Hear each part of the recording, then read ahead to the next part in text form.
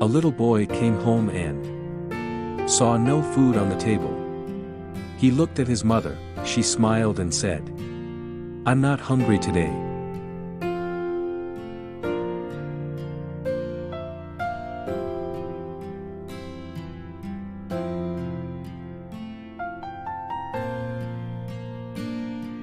That night, he heard her crying in the kitchen. Not because she was weak, but because she gave her share, so her child wouldn't sleep hungry.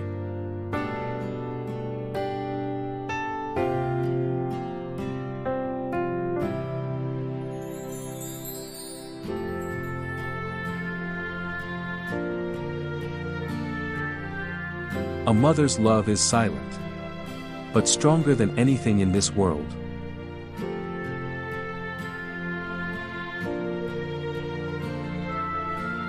Thanks for watching. If you enjoy this story, please like, share and subscribe for more stories.